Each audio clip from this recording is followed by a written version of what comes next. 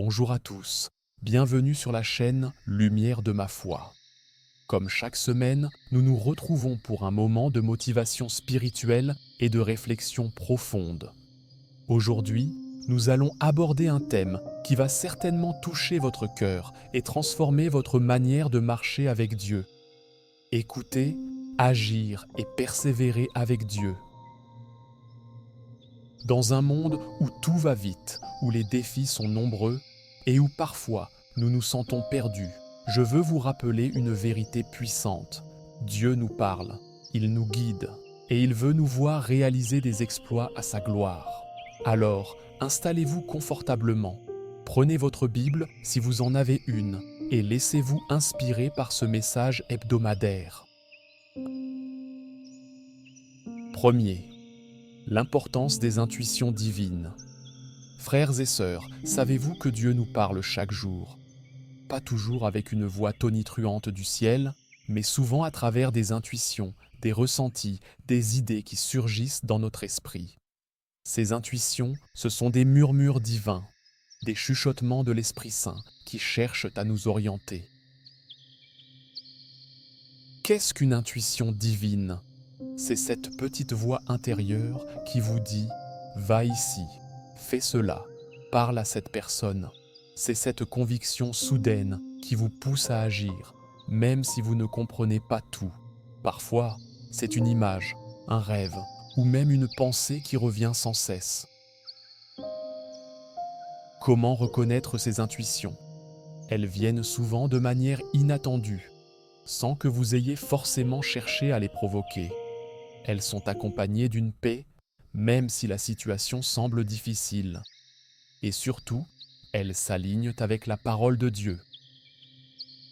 Suivre ses intuitions avec foi. Ne négligez pas ces petits signes. Dieu vous guide peut-être vers une rencontre, une décision ou une action qui changera votre vie. Même si cela semble incompréhensible, obéissez avec foi. Rappelez-vous, mes pensées ne sont pas vos pensées, et vos chemins ne sont pas mes chemins, dit l'Éternel. Ésaïe 55:8. Deuxième, la collaboration avec Dieu pour réaliser des exploits. Frères et sœurs, Dieu ne nous appelle pas seulement à écouter, mais aussi à agir. La prière est essentielle, mais elle doit être suivie d'actions concrètes.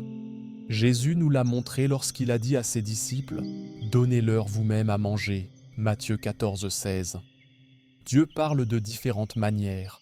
Il peut vous parler à travers une intuition, un rêve, une parole de connaissance ou même à travers une personne. Peut-être que récemment, vous avez ressenti une forte conviction ou quelqu'un vous a partagé une parole qui a résonné en vous. Ne laissez pas passer ces moments. La nécessité de l'action. La foi sans les œuvres est morte. Jacques 2,17. Si vous attendez que tout soit parfait pour agir, vous risquez de manquer ce que Dieu a préparé pour vous. Agissez avec ce que vous avez, même si c'est peu. Dieu multipliera vos efforts. Troisième, témoignage de miracles et de transformation. Je veux vous rappeler que Dieu est un Dieu de miracles. Combien parmi vous ont déjà vu sa main agir dans leur vie? Peut-être une guérison, une porte ouverte, une réponse à une prière longtemps attendue. Lorsque vous donnez avec un cœur sincère, vous activez une loi spirituelle. Donnez, et il vous sera donné. Luc 6:38. Ce n'est pas une question d'argent, mais de foi.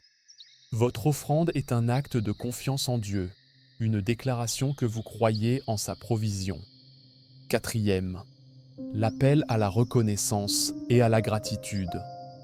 Frères et sœurs, combien de fois Dieu a-t-il agi dans votre vie et vous avez oublié de le remercier? La gratitude est une clé puissante pour attirer encore plus de bénédictions. Prenez le temps de dire « Merci, Seigneur, pour ta fidélité, pour ta grâce, pour tes miracles ». Même dans les épreuves, il y a toujours quelque chose pour lequel être reconnaissant. Vos témoignages sont une arme puissante. Ils encouragent les autres et glorifient Dieu. Ne gardez pas pour vous ce que Dieu a fait dans votre vie. Partagez-le et vous verrez comment cela inspire la foi autour de vous.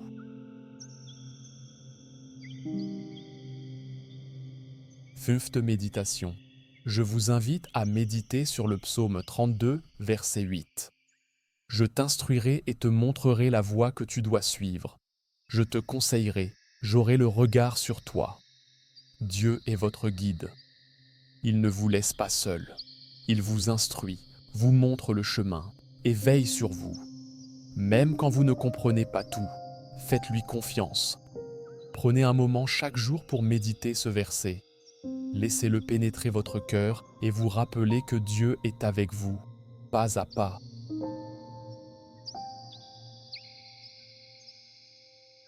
Sixième encouragement à ne pas baisser les bras. Frères et sœurs, la vie n'est pas toujours facile. Il y aura des moments où vous vous sentirez fatigué, découragé ou même prêt à abandonner. Mais je suis ici pour vous dire, ne baissez pas les bras. La vie ne vous donnera pas toujours ce que vous désirez simplement parce que vous êtes présent. Il faut combattre, persévérer et garder la foi. Rappelez-vous, celui qui a commencé en vous cette bonne œuvre la rendra parfaite pour le jour de Jésus-Christ. Philippiens 1,6. Jésus est vivant et il est capable de faire des miracles dans votre vie.